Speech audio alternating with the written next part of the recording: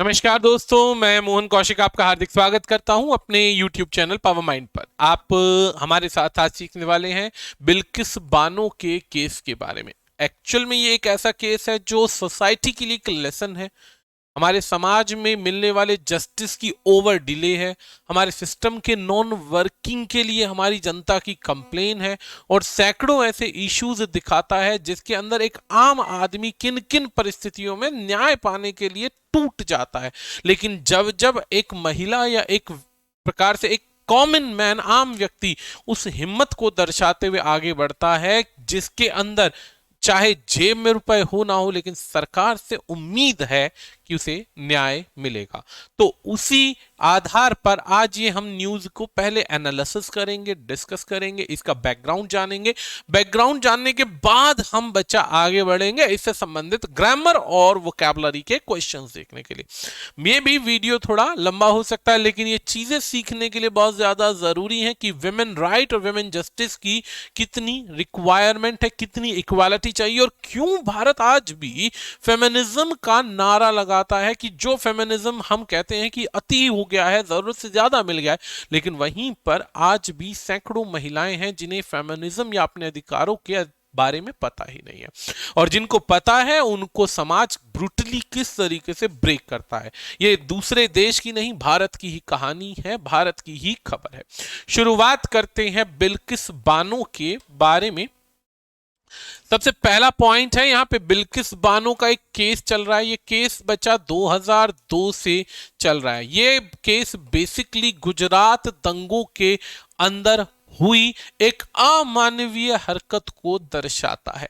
ये बिल्किस बानो के बारे में केस है, एक ऐसी महिला जो सन 2002 के अंदर 3 मार्च 2002 में बताती है कि किस तरीके से 21 साल की उम्र में वो एक प्रेग्नेंट महिला थी, विवाहित महिला थी, उसके घर में दंगे चल रहे थे। दंगे एक्चुअल में गुजरात में चल रहे थे और गुजरात में याद होगा ना, ट्रेन बर्निंग केस था। ट्रेन बर्निंग केस का मतलब क्या था कि जब हिंदुओं की कार सेवकों की अंदर ट्रेन को जला दिया गया, लोगों को मार दिया गया, उस परिस्थिति के अंदर सैकड़ों दंगे हुए, बहुत ज्यादा भारी मात्रा में दंगे हुए, सांप्रदायिक दंगे हुए। मुस्लिम्स को हिंदुओं ने मारा, हिंदुओं ने मुस्लिम्स को मारा, कुछ इस प्रकार के दंगे चले। उस परिस्थिति में काफी लंबे समय तक एक महिला को पकड़ा गया, उसके रिश्तेदारों को मारा गया, उसका बलात्कार किया गया, गैंगरेप किया गया और गैंगरेप करने के बाद जीवित छोड़कर चले गए।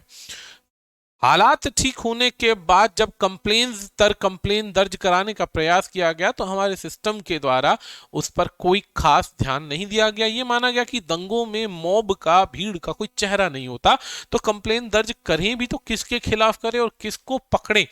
धीरे धीरे कंप्लेन चलती गई तो जो उम्दा कह सकते हैं कि जो बेसिकली सबूत थे वो मिटते चले गए। कहा जाता है कि इस केस के अंदर एक सीनियर पुलिस इंस्पेक्टर भी रिस्पॉन्सिबल था जिसके अंदर उसने इस घटना को अंजाम दिया या इस क्राइम को अंजाम दिया। अब खबर क्या थी कि 2002 में बिल्किस बानो की फैमिली पर अटैक होता है भीड़ के द्वारा। ये राधिकापुर की बात है बच्चा, गांव है अहमदाबाद के अंदर। बिल्किस बानो जो थी 5 महीने की प्रेगनेंसी में थी जहां पे उसे गैंगरेप किया गया, उसके रिश्तेदारों को, उसके जानकारों को मार दिया गया। 2002 की बात है। 4 मार्च को पहली बार एफआईआर दर्ज कराई गई पुलिस स्टेशन के अंदर, दाहोद डिस्ट्रिक्ट में नाम दिए गए उस एफआईआर के अंदर। 4 मार्च को एफआईआर दर्ज कराई गई। 25 मार्च 2003 यानी लगभग 1 साल बीत गया। लगभग 1 साल बीत गया इस रिपोर्ट को कोर्ट में प्रेजेंट करने में। एक समरी रिपोर्ट फाइल की गई और एक्सेप्ट किया गया कोर्ट के मजिस्ट्रेट के द्वारा। कोर्ट के मजिस्ट्रेट ने इसे इफेक्टिवली क्लोज कर दिया केस को और बताया कि इसमें लगभग कोई लॉजिक नहीं है कि क्योंकि प्रूफ नहीं थे किसने केस किया, किसने क्या किया, ये बात अभी साबित नहीं हुई। यानी कि भीड़ का कोई चेहरा नहीं था, नाम दिया गया लेकिन नामों के खिलाफ इतने लंबे समय में सारे सबूत मिट जाते हैं। अगर किसी महिला का बलात्कार होता है, महिला का बलात्कार या क्राइम होता है, लंबे समय तक आप उसको अगर अवॉइड करते हैं तो समस्या बढ़ती जाती है कि विटनेस गायब हो जाता है। जाते हैं। अप्रैल मार्च के बाद अप्रैल 2003 की ही बात है भाई, इसके अगले महीने Bilkis approach NHRC national human right commission के पास पहुंचती है, जहां पर हरीश साल्वे रिप्रेजेंट करता है उसको सुप्रीम कोर्ट के अंदर। अब यहां पर बात आती है अप्रैल 2003 की ही, Bilkis approach supreme court seeking quash of the summary report, जो कि पुराने मजिस्ट्रेट ने दी थी, कि पुराने मजिस्ट्रेट ने कोर्ट के केस को बंद कर दिया था क्योंकि इन्वेस्टिगेशन के अंदर पाया गया था कि इसके अंदर एक पुलिस ऑफिसर रिस्पॉन्सिबल था। तो केस को 2003 में बंद कर दिया गया और 2003 में बंद करने के बाद में दोबारा हरीश साल्वे की सहायता से, नेशनल ह्यूमन राइट कमीशन के मेंबर की सहायता से उस केस को दोबारा लाया गया और उसकी जो रिपोर्ट लोअर कोर्ट में दी गई थी, एक तरीके से रिजल्ट दिया गया था, उसको खत्म कराना था, खारिज कराना था और इसके बाद में कंपनसेशन की डिमांड करनी थी और जो लोग थे उनके अगेंस्ट कंप्लेन करनी थी। अक्टूबर 25 2003, अप्रैल के बाद अक्टूबर की बात आती है, सुप्रीम कोर्ट सीआईडी को यह केस सौंप देती है, क्राइम इन्वेस्टिगेशन के डिपार्टमेंट को, भाई सीबीआई नहीं सीआईडी को केस छोड़ देती है कि जाइए देखिए। ठीक है जी, चलिए भाई, अब supreme court ask government to stop the CID investigation. December 18 2003 में यहां पे केस सीबीआई को दे दिया जाता है। 2004 में 12 लोगों को अरेस्ट किया जाता है 2 साल बाद। फरवरी 11 2004 के अंदर सीबीआई फाइल करती है एक और रिपोर्ट, जिसमें गुजरात पुलिस के द्वारा रिपोर्ट की जाती है और बताया जाता है कि कौन कौन लोग इसमें हाजिर थे। अप्रैल 2004 की ही बात है, सीबीआई फाइल करती है चार्जशीट, इसमें पहले 12 लोगों को एक्यूज किया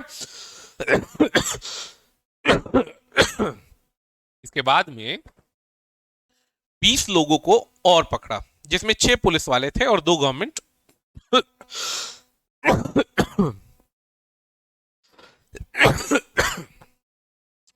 I'm sorry, जिसमें बच्चा 20 पुलिस वाले थे, 6 पुलिस वाले थे और 2 सरकारी अस्पतालों के डॉक्टर थे। केस को ध्यान से ना सुनना, सुनवाई ना करना, ठीक से रिपोर्ट दायर ना करना, इसमें 20 लोगों को पकड़ा गया। अब खबर और आगे बढ़ी, मई 2004 की बात है, सीबीआई ने फाइनल रिपोर्ट प्रेजेंट करी, जिसमें गुजरात वायलेशन के अंदर पुलिस का भी रोल दिखाया गया। जुलाई 2004 में ही बिल्किस ने एक पिटीशन फाइल करी इस केस के बारे में कोर्ट के अंदर। 2004 के अंदर फिर से यह केस ट्रांसफर किया गया मुंबई में।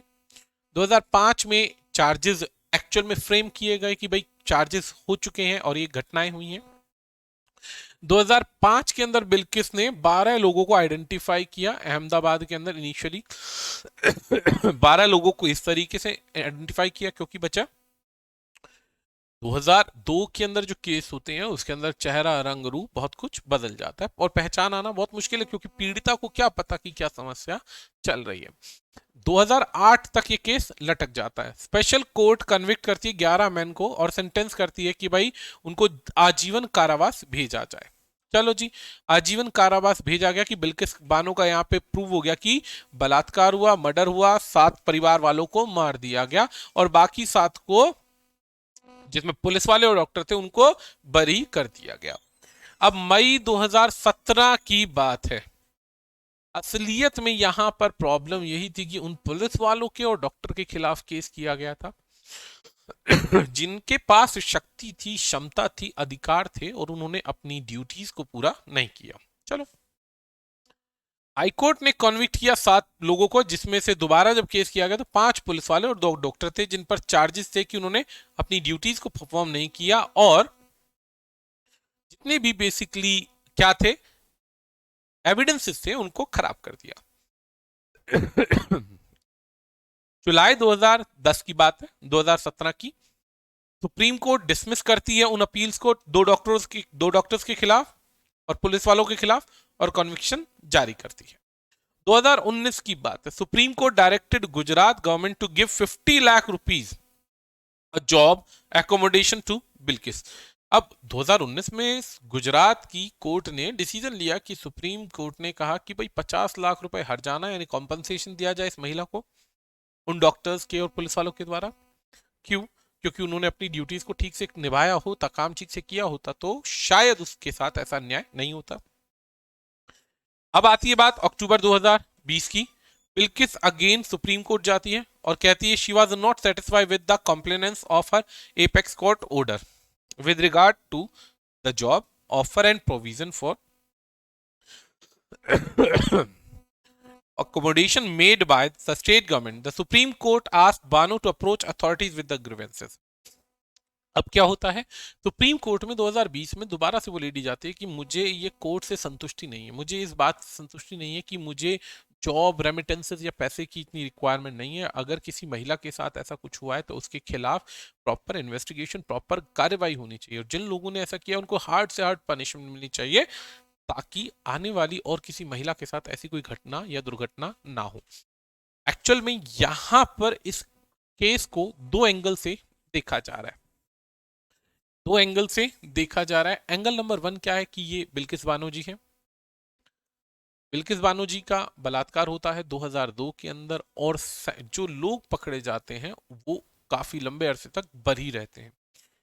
एविडेंसेस को छेड़ा जाता है, प्रॉब्लम्स ये आती है कि सरकार उसको एक्शन में नहीं ले पाती। तो अब इस चीज से आगे जो लेटेस्ट संबंधित न्यूज है वो क्या है वो देखते हैं।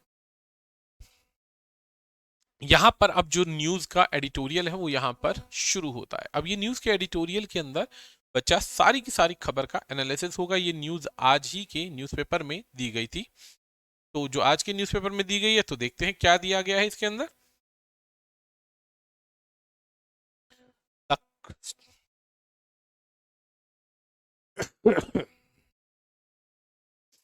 The convicts in Bilkis Bano case are, यानी यहां पर ये कॉन्विक्ट सब्जेक्ट है, ये उसका अपोजिशन है, डिस्क्राइब कर रहा है कि कौन से कॉन्विक्ट्स हैं यहां पर।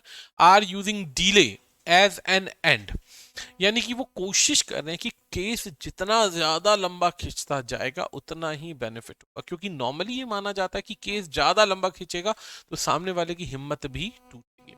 इट इज डिसर्निंग, अब ये बहुत ज्यादा डिसर्टिंग पॉइंट है, बहुत ज्यादा वरीड यानी चिंता का पॉइंट है, अनकंफर्टेबल बात होती है। व्हेन अ जज इज इम्पेल्ड, जब एक जज को इम्पेल किया जाता है, दबाव दिया जाता है, फोर्स किया जाता है, कंपेल से इम्पेल बना है, कंपेल से इम्पेल बना है। व्हेन अ जज is impel to say that, कहने के लिए कि is discern in the tactics adopted by the convicts in the Bilkis Bano case. अब इसमें एक बात वो क्लियर कर देता है कि उसे अंदाजा है कि कॉन्विक्ट्स किस तरीके का रास्ता अपना रहे हैं, कॉन्विक्ट्स के द्वारा क्या अपनाया जा रहा है ताकि उन पर प्रेशराइज किया जा सके, केस को लंबा खींचा जा सके। अब कहता है एन इंटेंट, एक प्रयास, टू अवॉइड हिज बेंच, कि एक प्रयास जो अवॉइड किया जा रहा है या अवॉइड कर रहे हैं उसके बेंच के लिए। The convicts were released last year, जो कॉन्विक्ट्स थे जिन पे आरोप लगाया गया था या जिन पे साबित हुआ था उन्हें लास्ट ईयर रिलीज कर दिया गया। जस्टिस के एम जोसेफ का ये बेसिकली अब जो केस लड़ रहे हैं, केस सुन रहे हैं, रिमार्क दैट, कहते हैं कि it was more than obvious that, अब ये बहुत ज्यादा आवश्यक हो चुका है कि देयर वॉज एन अटेम्प्ट, इस चीज का अटेम्प्ट होना चाहिए, टू अवॉइड हिज बेंच, कि उसकी बेंच को अवॉइड करना चाहिए। Came in response to request for adjournment on behalf of some of the convicts claiming they had not yet been served a notice of Mrs. Bano petition challenging their release. अब justice के M Joseph कहते हैं कि ये बिल्कुल sure है कि उनके द्वारा ऐसे कई अटेम्प्ट किए गए जिसे अवॉइड किया गया उनकी बेंच के द्वारा दिए गए रिस्पॉन्स को। और रिस्पॉन्स क्या है? रिस्पॉन्स ये कि कोर्ट कहती है कि जब तुम्हारे पनिशमेंट अगर हो चुकी है या तुम्हें रिलीज कर दिया, उसके खिलाफ अगर बानो ने पनिशमेंट के लिए पिटीशन डाली है, केस डाला है, तो केस डाला है तो तुम्हें उसे अवॉइड करने की जगह प्रेजेंट होना चाहिए। जबकि जो कॉन्विक्ट्स हैं, जो इस समय जिनको नोटिस सर्व किया जा रहा है, वो क्या कर रहे हैं? अपनी बात को डिनाई कर रहे हैं और केस को रिसीव नहीं कर रहे। दूसरी चीज क्या कि यहां पे पिटीशन क्या है, वो चैलेंज कर रही है कि इन्हें रिलीज क्यों किया गया।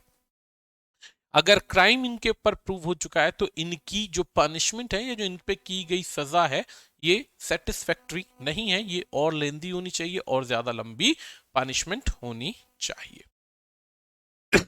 The request the request came on a day, request उस दिन I when the matter was listed for final hearing, यानी जिस दिन ये मैटर फाइनल हियरिंग के लिए लगाया जाना था, जिस दिन ये सोच लिया गया था ये मैटर फाइनल है, अब इसमें ज्यादा कुछ बचा नहीं है या ज्यादा कुछ है नहीं, तो उस दिन ये फाइनल रिपोर्ट सामने आई। अब इसमें नो वन कैन डिस्प्यूट, कोई भी छेड़खानी नहीं कर सकता। डिस्प्यूट होता है मुद्दा क्रिएट करना, कोई भी मुद्दा क्रिएट नहीं कर सकता। The right of the convicts to be informed of hearing through proper service of notice, कहता है कि ऐसा कोई भी तरीका नहीं है जिसमें छेड़खानी की जा सके, और कॉन्विक्ट्स जिन पर कॉन्विक्शन प्रूव हो रहा है, यानी कि जो दोषी हैं, उनको इन्फॉर्म करने का, उनको सुनवाई सुनने का पूरा अधिकार है, और उनको नोटिस सर्व होने चाहिए प्रॉपर मैनर के अंदर। इस बात से ये प्रूव होता है, इस बात से ये प्रूव होता है कि सरकार ना तो क्रिमिनल्स के राइट्स को छोड़ ब्रेक करना चाहती है, ना ही विक्टिम के राइट्स को रीज करना चाहती है। ऐसा नहीं है कि किसी के अधिकारों का हनन हो, लेकिन जब दोनों की अधिकारों का हनन सरकार नहीं चाहती है, तो इसमें एक पॉइंट एक चाह रहे हैं कि बानो कहती है कि इनको पकड़ा जाए, लेकिन कॉन्विक्ट्स कह रहे हैं कि उनके पास एक तरीके से जो पिटीशन फाइल होने के बाद नोटिस है वो सर्व नहीं किए गए, बिना नोटिस के उनको उठाना थोड़ा सा गलत हो जाएगा।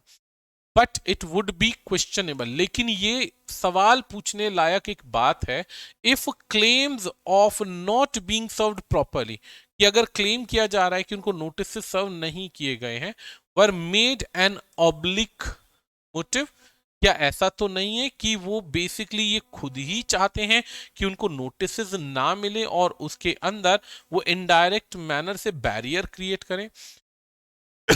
नॉर्मली हमारे देश में वैसे भी होता है कि जो लॉज बनाए जाते हैं, लॉज के अंदर लूप होल्स होते हैं, और उन लूप होल्स का फायदा उठाने के लिए लोग क्या करते हैं, सीधा प्रूव कर देते हैं कि हमने नोटिस रिसीव ही नहीं किया या नोटिस मिला नहीं। अब नोटिस अगर मिला ही नहीं, रिसीव नहीं किया, सिग्नेचर नहीं किया, तो अब ऐसी परिस्थिति में क्या होगा कि कोर्ट के सामने वो प्रूव कर देते हैं कि हमें जानकारी दी ही नहीं गई।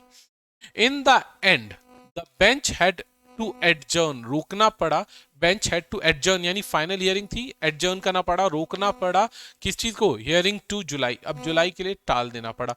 लॉन्ग आफ्टर, लंबे समय के बाद, justice Joseph last working day, क्योंकि वो बहुत लंबा समय हो गया था, काफी देर से केस की सुनवाई जा रही थी, लेटर दिस मंथ, यानी इस मंथ के बाद में, the release of the 11 convicts, जो रिलीज किए गए हैं 11 convict, who were serving life term for multiple murders and gangrape of women, यानी 11 कॉन्विक्ट जिनको आजाद कर दिया गया, बरी कर दिया गया, जिनको मल्टीपल मर्डर्स की पनिशमेंट थी, किसकी, लाइफ इम्प्रिजनमेंट थी, और इसमें एक महिला का गैंगरेप किया, during the Gujarat pogrom of 222 या 202 2002 सॉरी, जिसमें 2002 में गुजरात में जो दंगे हुए उस दौरान इन 11 कॉन्विक्ट्स को पकड़ा गया था। अब नोटिस करना बचा, सन 2002 में पकड़ा गया, कंप्लेन फाइल हुआ, 2022 में उन्हें रिलीज कर दिया गया, यानी लगभग आप नोटिस करेंगे तो 20 साल का टाइम पीरियड यहाँ पे नोटिस दिखाई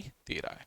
2020 साल छोड़िए, 15 साल लगा लीजिए, लेकिन लाइफ टर्म की इम्प्रिजनमेंट की यहाँ पे परिभाषा अलग निकलती है।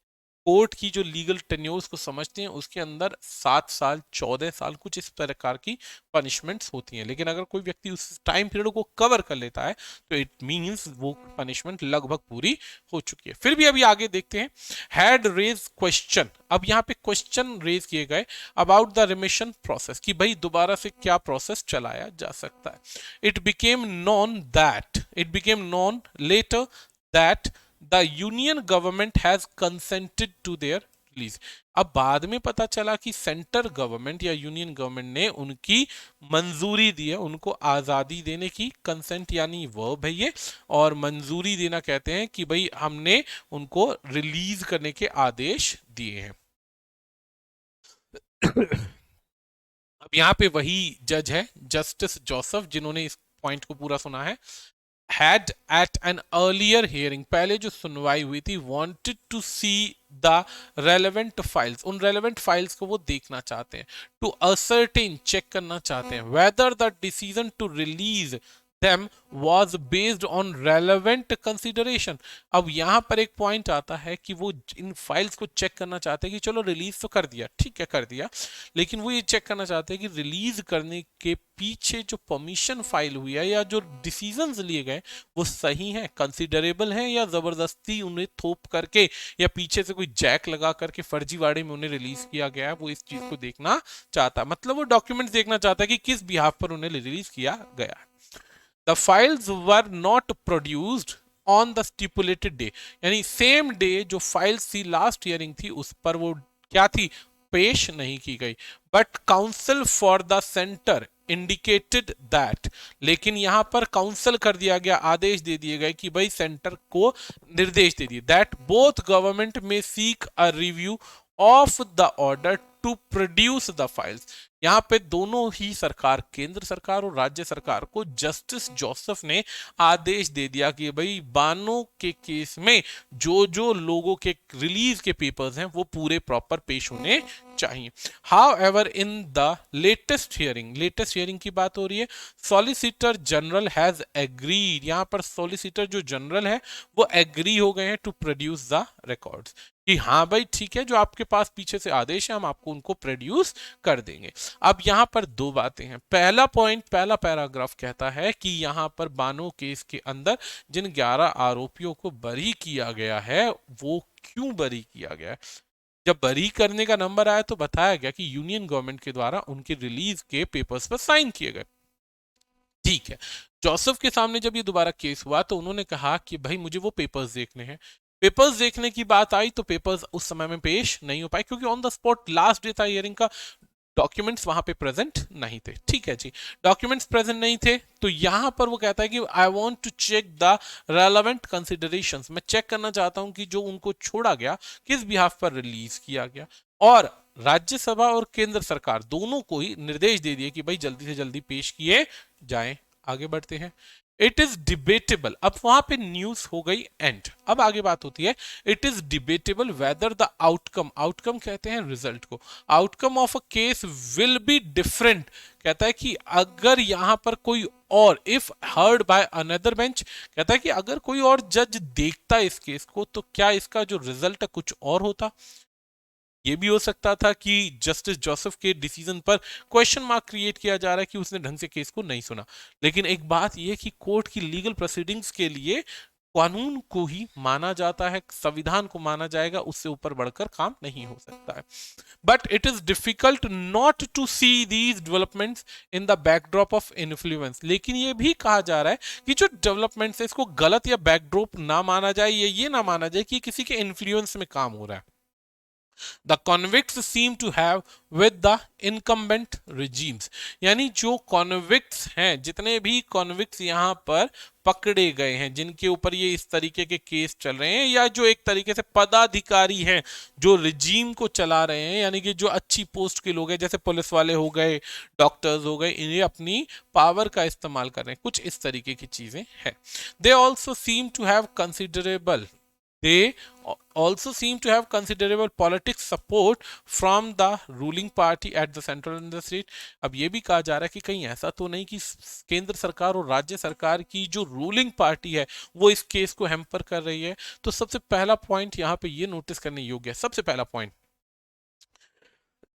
सबसे पहला पॉइंट ये है कि क्या एक महिला के बलात्कार के लिए केंद्र और राज्य सरकार रिस्पॉन्सिबल होंगी?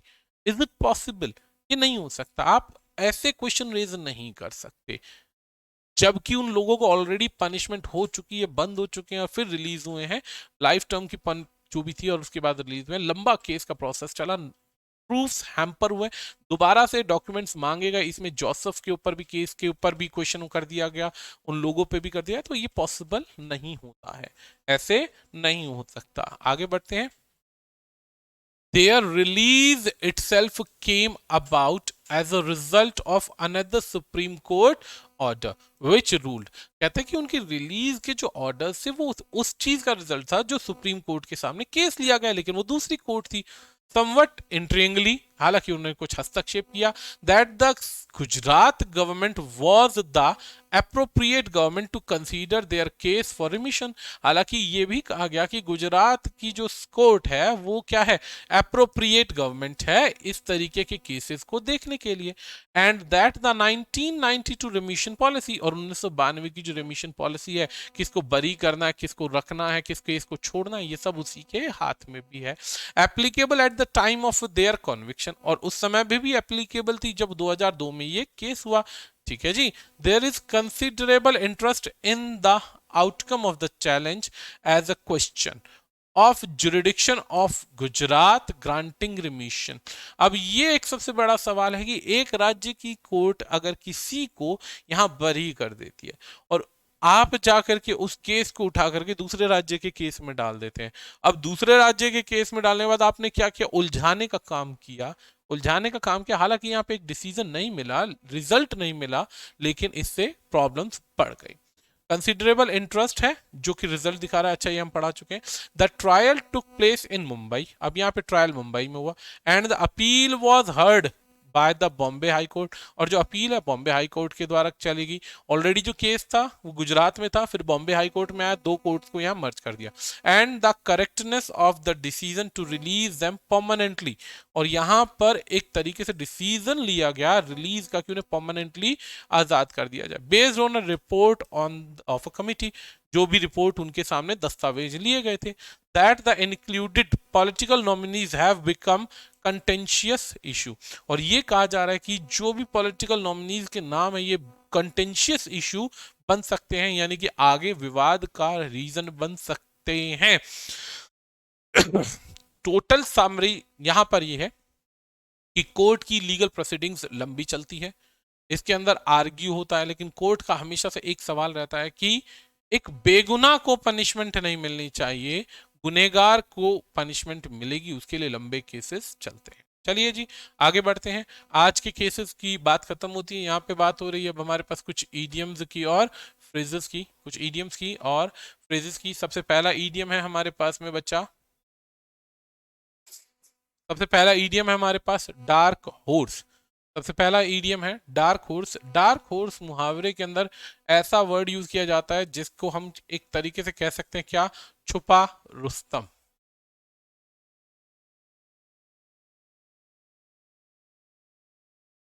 एक ऐसा व्यक्ति जो दिखने में आपको लगे कि नॉर्मल सा है, कुछ कर नहीं सकता, जिसके टैलेंट को रिकॉग्नाइज ना किया जा सके। जब हम कहते हैं कि जिस व्यक्ति के टैलेंट को अभी रिकॉग्नाइज नहीं किया जा सकता, तो वो व्यक्ति कहलाता है छुपा रुस्तम, यानी कि अभी कुछ किया नहीं किया लेकिन भविष्य में कुछ कर सकता है, ये एक टैलेंट की बात है। तो ब्लैक हॉर्स नहीं हो सकता, नाइटमेयर होता है बुरा सपना, अननोन पर्सन नहीं हो सकता, इसको हम क्या कहेंगे, एन अनफोर्सीन कॉम्पिटिटर, एक ऐसा कॉम्पिटिटर जो बेसिकली अनफोर्सीन है, जिसके बारे में जानकारी नहीं है। 57 पर बढ़ते हैं तो क्या कहता है, टू रन अक्रॉस। 57 कहता है to run across. Run across का मतलब क्या होता है, रन अक्रॉस का एक सिंपल सा मीनिंग होता है, जब अक्रॉस होता है अचानक मुलाकात के लिए वर्ड यूज किया जाता है बेसिकली। जैसे हम कहते हैं ना कम अक्रॉस, ऐसे ही रन अक्रॉस भी वर्ड यूज किया जाता है जब हम यूज करते हैं अचानक मुलाकात होना। आप बाजार जा रहे हैं, अक्सर ऐसा होता है बाजार जा रहे हैं, आपको पुराने दोस्त फ्रेंड्स सर्कल का कोई व्यक्ति मिल जाता है, तो यहां पर है to have an appropriate meeting. Appropriate meeting नहीं हो सकता क्योंकि यहां पर अप्रोप्रिएट प्लान्ड मैनर को दिखाता है, लेकिन ये अनप्लैंड की बात हो रही है। To run in the playground ये भी गलत हो जाएगा, टू रन वेरी फास्ट ये भी गलत हो जाएगा। एक ही है टू मीट बाय चांस, इसी के लिए टू रन की जगह अगर हम यहाँ पे कम अक्रॉस भी लिखते हैं, यदि टू रन की जगह यहाँ पे हम सिंपल लिखते हैं कम अक्रॉस, तो कम अक्रॉस का मतलब भी होता है अचानक मुलाकात होना। अगला वर्ड आएगा हमारे पास 58, to get one's on back. To get one's on back, to get one's on back का मतलब होता है जैसे ही कहते हैं कि किसी ने किसी के साथ धोखा दिया और आप अपने साथ हुए धोखे का बदला लेना चाहते हैं, रिवेंज लेना चाहते हैं, तो हम यूज करते हैं to get one's on back, यानी कि जो आपके एग्जैक्ट बैक पर है, जो आपकी कमर में छुरा मार चुका है, उससे आपको क्या लेना है, रिवेंज लेना है। तो रिवेंज लेने के लिए यहाँ पे यूज किया जाता है टू गेट वंस रिवेंज, किसी का बदला लेना। एवेंज और रिवेंज यहाँ पे पॉइंट क्रिएट होता है। ठीक है, नेक्स्ट क्वेश्चन आता है हमारे पास, to see clear off. Clear off का मतलब किसी को ध्यान ना देना, अवॉइड करना। कई बार होता है कि कोई व्यक्ति लगातार आपके सामने कुछ ना कुछ बोलता रहता है, लगातार आपके सामने कुछ ना कुछ बोलता रहता है, और आप प्रयास में रहते हैं कि नहीं यार इसे अवॉइड करो। तो स्टी क्लियर ऑफ यानी उसके बोले हुए शब्द आपके दिमाग से, कानों से बिल्कुल क्या हो चुके हैं, गायब हो चुके हैं। गायब हो चुके हैं तो उसको हम क्या यूज करते हैं, अवॉइड करना, ध्यान ना देना। To beat a retreat, beat a retreat, retreat होता है पीछे हट जाना, अपनी पोस्ट को छोड़ देना। आर्मी जब डर कर घबरा कर पोस्ट से पीछे भाग जाती है तो उसके लिए रिट्रीट वर्ड का यूज किया जाता है, और किसी को इतना डरा देना कि वो डर से पीछे भाग जाए। भारत की पाकिस्तान से जब लड़ाई हुई थी, बॉर्डर मूवी आपने देखी होगी, कि उन्होंने इतना घातक अटैक किया, उस चंद सिपाहियों ने इतनी बुरी मार मारी कि जो सेना थी वो अपने हथियार, टैंक वैंक सब छोड़कर वापस भाग गई थी। तो बीट रिट्रीट इस तरीके से पीटना कि दुश्मन पीछे छोड़कर, मैदान छोड़कर भाग जाए। अगला वर्ड आता है हमारे पास में, to blaze a trial. To blaze a trail, trail का मतलब होता है किसी का पीछा करना, और ब्लेज का मतलब होता है आग की लपटें।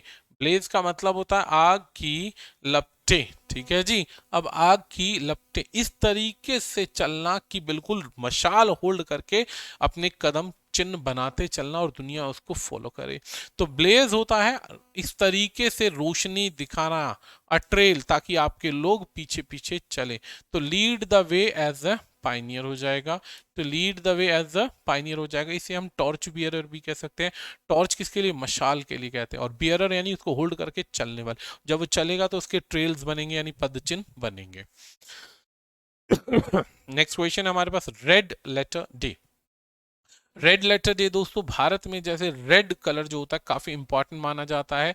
इंपॉर्टेंट इसलिए कि इस दिन काफी ज्यादा अच्छे अच्छे वर्क होते हैं। जैसे कि नॉर्मली हम बात करें किस चीज की, विवाह के अंदर रेड कलर बहुत शुभ माना जाता है, तो उसके लिए हम कह सकते हैं रेड लेटर डे, यानी एक ऐसा डे जो आप भूल नहीं सकते, इंपॉर्टेंट है, हैप्पी है, लाइफ को रेजुविनेट करता है, खुशी देता है, तो उसको हम कहते हैं red letter day. Next word है, have a last laugh. Last laugh का मतलब होता है कि जब आप किसी आर्ग्यूमेंट को विजेता की तरह हंसकर छोड़ देते हैं, हैव अ लास्ट लाफ कहते हैं। यानी कि जब कोई व्यक्ति एक बेसिकली विजेता हो जाए, जैसे सपोज करो मियाँ बीवी लड़ रहे हैं, सपोज करो मियाँ बीवी लड़ रहे हैं, और उसमें जीतने वाला दूसरे का हंसकर मजाक बना दे, हंसकर एक तरीके से मखौल उड़ा दे, तो उसमें कहते हैं B victorious at the end of an argument. Argument यानी विवाद के बाद में क्या हुआ, विक्टोरियस हो गया। अगला वर्ड आता है turn a deaf ear. Turn a deaf ear का मतलब होता है डिसओबे, किसी को सुनना ना, ना सुनना, किसी को डिसरिस्पेक्ट कर देना। अब डिसरिस्पेक्ट की बात होगी तो डिसओबे तो अलग हो गया, तो डिसरिगार्ड इसका सही उत्तर बन जाएगा। And the last question of the day, to smell a rat. कहते हैं ना कि चूहे की स्मेल आना, घर में घुसो और चूहे की स्मेल आनी शुरू हो जाए तो समझ जाना, क्या समझना है कि काफी ज्यादा प्रॉब्लम्स हैं, कहीं कुछ गड़बड़ है। गड़बड़ है तो यहाँ पर अब आप शक को करते हैं, क्या करते हैं, किसी पर शक करते हैं कि भाई ये सही नहीं हुआ है, कुछ गड़बड़ है, कुछ तो दाल में काला है, तो उसके लिए कहते हैं टू सस्पेक्ट अ ट्रक। तो आज का टॉपिक यहाँ पे समाप्त होता है। आशा करता हूँ आपको ये चीज़ें समझ में आ रही होंगी। यदि कोई डाउट हो, समस्या हो, तो आप हमें कमेंट कर सकते हैं, हम और इम्प्रूव कर सकते हैं जैसे जैसे बच्चों की डिमांड होगी, और जो भी डिमांड्स के आर्टिकल्स होंगे वो डिस्कस किए जाएंगे। आज के लिए दोस्तों इतना ही, बाकी नेक्स्ट क्लास। धन्यवाद।